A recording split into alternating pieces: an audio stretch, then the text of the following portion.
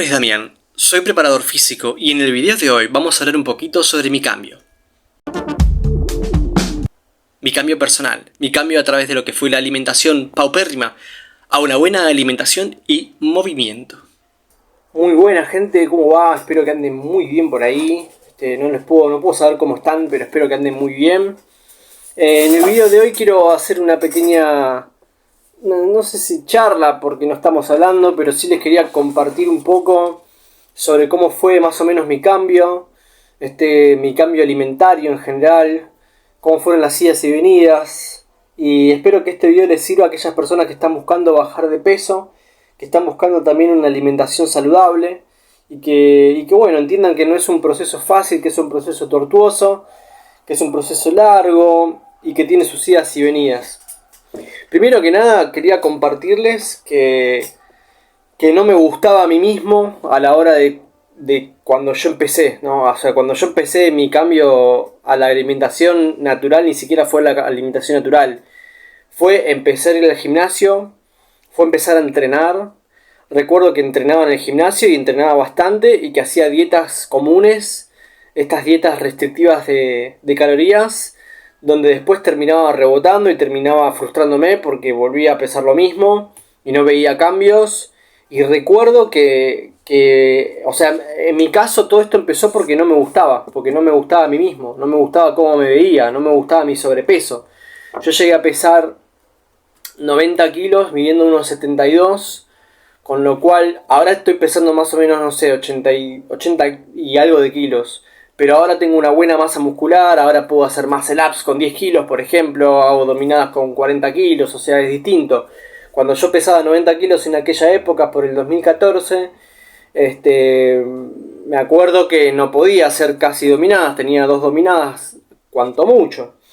Entonces es un tema ese, ¿no? Es como que la fuerza está vinculada a la masa que vos tenés. Pero cuando vos tenés mucha masa y no tenés fuerza, tenés un sobrepeso, y encima te ves y no te gustás, es un tema porque afecta en tu autoestima esto de no gustarte, ¿sí? Hay personas que no les afecta quizás, a mí me afectaba bastante. Yo me acuerdo que me quería ver como, no sé, aquellos héroes que veía en las películas, quizás me comí el chamullo de las películas, pero había algo interior mío que me hacía pensar por qué, ¿no? O sea, me hacía pensar, ¿por qué no te podés ver así? ¿Por qué no te podés ver como un atleta de alto rendimiento? O sea, porque más allá de las películas, ¿no? Que nos venden, que los héroes y que cómo se ven, están todos trabados y qué sé yo. A mí me gustaba mucho la figura de Jason Statham, o sea, el cuerpo que tiene él, o que tenía cuando a mí me inspiró. Era un cuerpo que no me parecía desproporcionado, que me parecía natural y que me parecía que yo quería alcanzar. Y bueno, me acuerdo que empecé a entrenar y empecé a comer y empecé a ver un poco de cambios. Y me acuerdo un día estar agarrándome la grasa, estar agarrándome la panza y decir, me odio, me tenía bronca, me agarraba así con bronca las achuras de grasa. Y bueno, le tuve que meter voluntad, le tuve que meter garra. Y empezó todo esto por un cambio estético. ¿Sí? Todo esto empezó por un cambio estético, no empezó por otra cosa. Y hacía dietas restrictivas, hacía este tipo de dietas de comer ensaladas y incluso poca proteína porque no sabía sobre la carne, sobre la grasa, sobre la dieta cetogénica, no sabía nada de eso. Y cualquier cosa que conocía en ese momento estaba más ligado a comer cereales. Me acuerdo que una de las primeras compras que hice fue muchos cereales porque pensé que nos hacían bajar de peso. Después empecé a conocer todo lo que eran los carbohidratos, las rutas hormonales, la insulina, cómo la insulina cuando se despierta impide la quema de grasas. Empecé a entender un poco más de la fisiología del cuerpo, pero empecé comiendo muchos carbohidratos y igualmente entrenaba un montón, entonces empecé a ver cambios.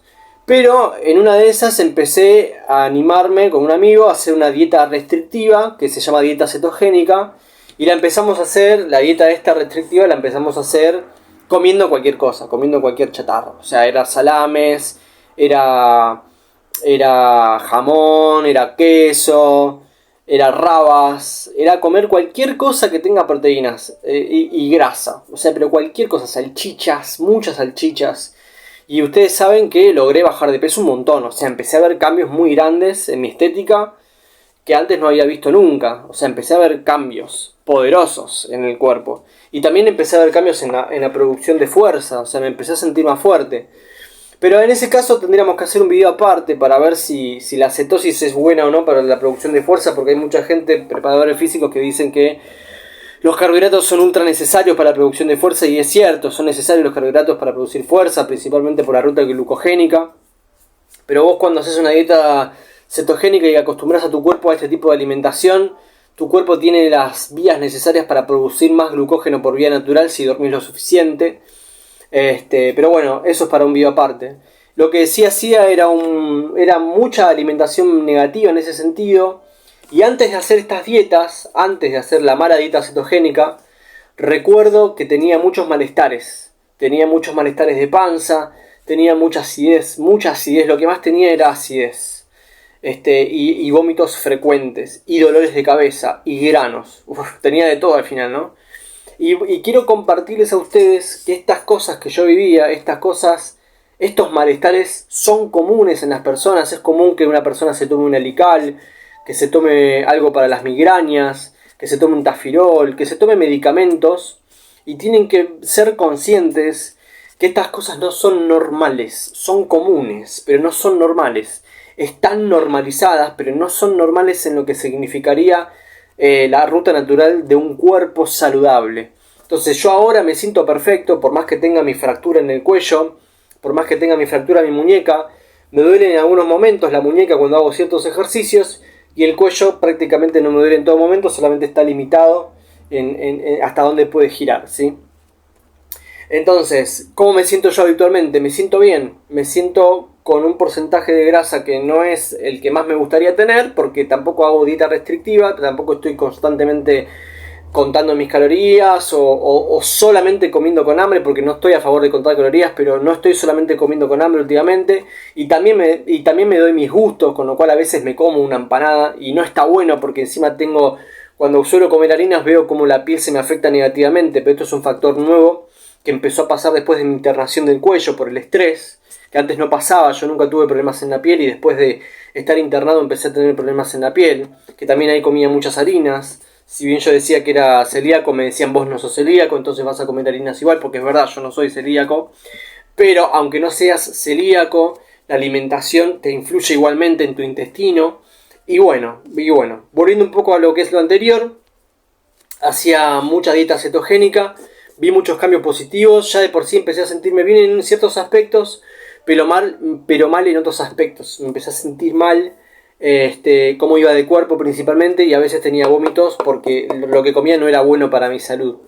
Hasta que, esto fue haciendo una dieta cetogénica mala, hasta que descubrí la alimentación paleo. Cuando descubrí la alimentación paleo cambió todo, porque fue un cambio de perspectiva en mi mente, fue un cambio de mentalidad, fue un cambio de empezar a entender antropológicamente un poco mejor cómo funcionamos, de empezar a entender cómo las distintas tribus se alimentan, y empezar a entender cómo funcionan los genes un poco. Yo toco de oído todo eso, o sea, sé un poco como para hacer una preparación física pertinente y para poder asesorar a mis clientes a que cambien sus hábitos, pero no soy un experto en neurociencia, ni mucho menos, no tengo ni idea. Toco de oído todo esto como preparador físico, ¿sí?